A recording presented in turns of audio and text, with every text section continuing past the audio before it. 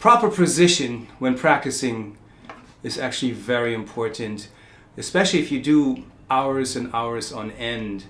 But this is something that you want to facilitate and lay the foundations for when you first start playing guitar.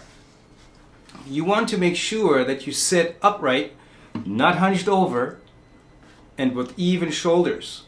You don't want to be going like this. You don't want to be going like that.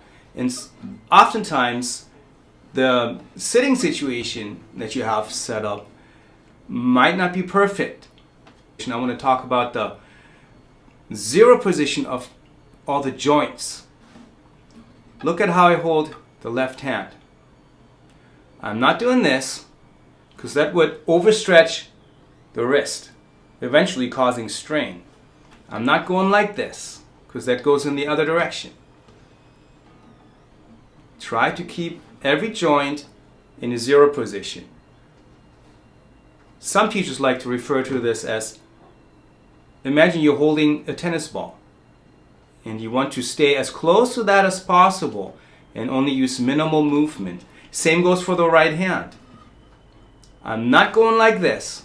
I'm not going like this. Zero position. I'll keep reminding you about the zero position in this first intro lesson. Now, what I use to help me facilitate the position of the guitar is a footstool. It's usually used for the left foot to elevate the left knee, and that's actually what the waist of the guitar is all about. So you can rest this part of the guitar on your elevated knee, giving you a real nice angle for the left hand fretting hand and for the right picking hand. Next is the position of the fingers. If you place the index finger, middle finger, and ring finger on the high E string, the first one, the middle finger on the B string, that's the second string, and the index finger on the G, that's the third string, then place the thumb on the bass, the low E string. You want to make sure that the thumb is in front of the fingers, not like this, because that again will give you a strange skewed position of the wrist. In this first intro lesson, we're going to focus on the right hand, the picking hand. There's two types of strokes, and this doesn't just go for the classical nylon string. This can also be applied on a steel string acoustic or on a solid body electric guitar. Before we start playing with the pick, I want to talk about proper position for the wrist for picking with your fingers. Put your index finger on the high E string and the thumb on the low E string. We're going to use this as a rest and help us find our place. Again, the thumb is not behind, it's more in the front of the other fingers to give you good alignment on the picking hand. Now, first we're going to practice what's called a rest stroke. With the index finger, play the string and let it drop off and rest on the second string like this. That's called a rest stroke. Again, maybe pause the video and do that a few times. Make sure, again, think about your even shoulders and upright position of your spine. You want to cultivate this habit of using your posture muscles to sit upright and properly. Now try the same thing with your middle finger, also on the high E string, on the first string.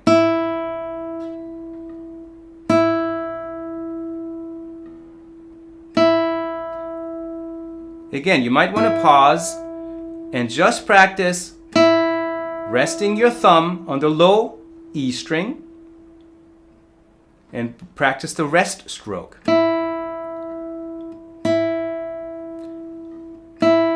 Once this becomes naturally feeling, go do an alternate index and middle finger rest stroke just on the high E string.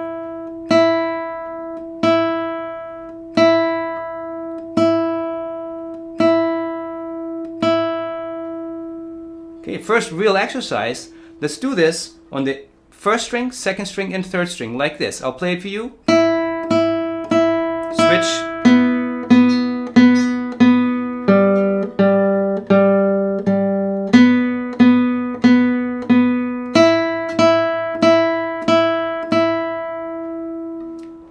Let's do this together, slowly. 1, 2, ready, go.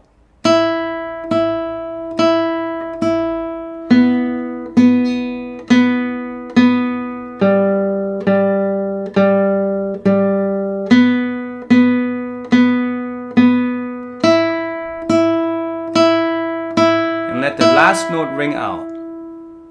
Okay. My left hand, you're probably wondering what the left hand's supposed to do. Right now, I'm just holding on to keep my left shoulder relaxed, just like that. I could go like this too. I prefer it like this. In the second intro lesson, we'll talk about what the left hand does. Now, once the rest stroke starts to feel comfortable and somewhat natural, this can take a couple hours. It could take 10 minutes of practice for a week or 2 weeks, and that's fine. But unless it feels natural and comfortable, do not go on to the next step. The next step, however, is what's called a free stroke. Instead of, again, we'll place the thumb on the low E, and instead of resting the stroke onto the next string, we're going to do a free stroke. It goes somewhat into the hand, but not very far.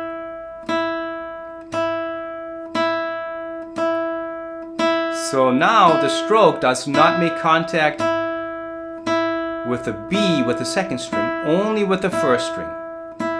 So let's do let's do exercise 1 with a free stroke. Slowly and switch to the B string.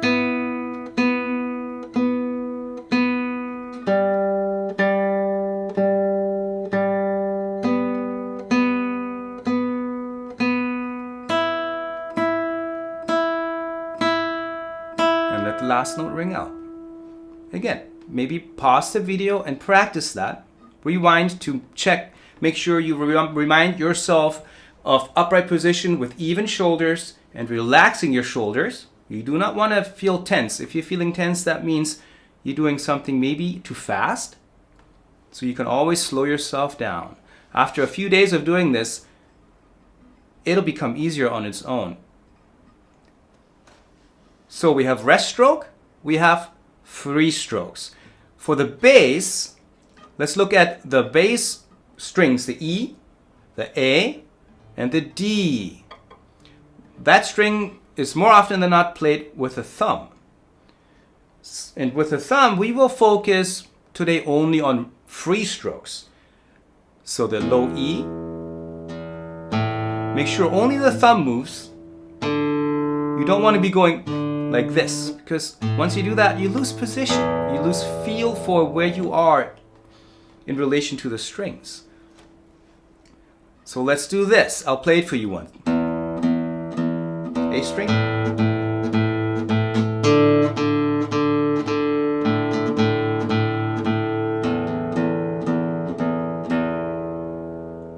Let's do that slowly and ready, go.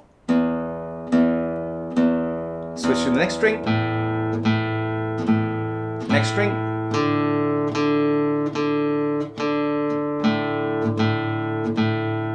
You probably noticed that my other fingers keeping their grab the tennis ball or hold the tennis ball 0 position. Each joint is in its most comfortable 0 position. You don't want to make a habit of starting to let the fingers make weird postures, maybe because you're practicing it too fast. So this is also something you want to think about when you first do these introductory exercises. Building good habits. 2 more exercises. This will be exercise number 3. Now, instead of doing alternate picking, we will do the index finger for the G string, the middle finger for the B string, and the ring finger for the high E string, the first string. And we're going to do this. 4 notes on each string, up and down again. Here we go. I'll play it for you once.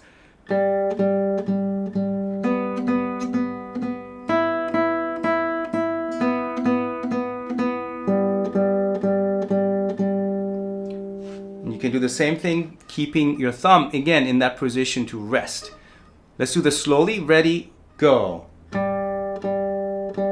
the B with the middle finger. To the E with the ring finger. Back to the B, middle finger.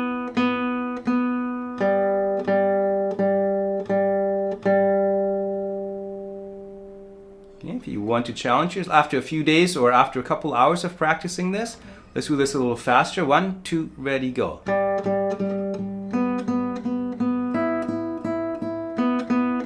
And again, this is free strokes.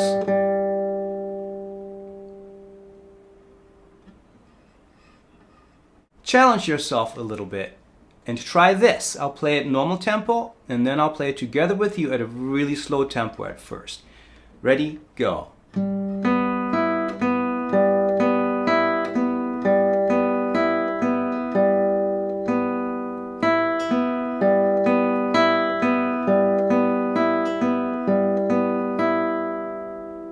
Very slowly. 1, 2, ready, and.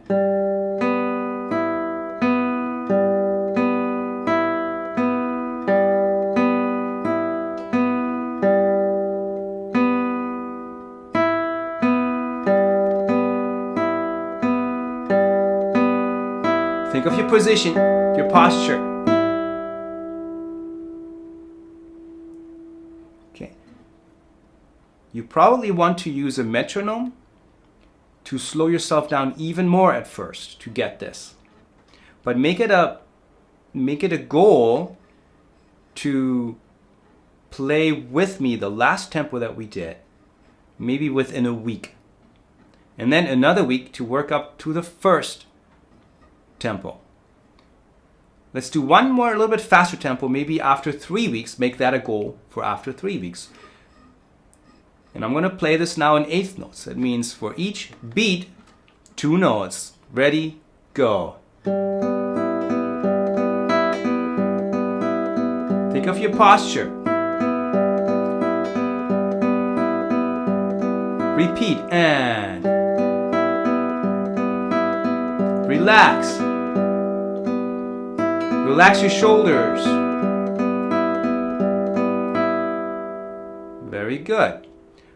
One last etude, which is the French name or the guitar name for exercise. This is combining free strokes on the ring finger, middle finger, and index finger. That means we're staying on the 3 treble strings respectively and adding the low E with the thumb. Let me play it for you. This is it's a waltz, 3 beats per bar. 1, 2, go.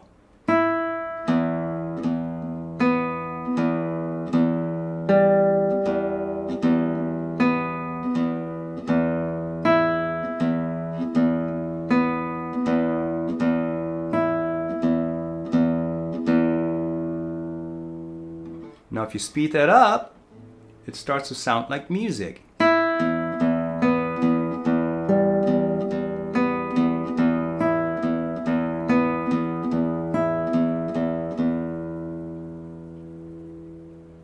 Again, set yourself goals to accomplish the first tempo in a very relaxed manner where it doesn't strain your muscles because you might be tensing up. Make sure you always practice slow enough where it's easy and comfortable. Again, think about even shoulders, upright position, 0 position for the hands.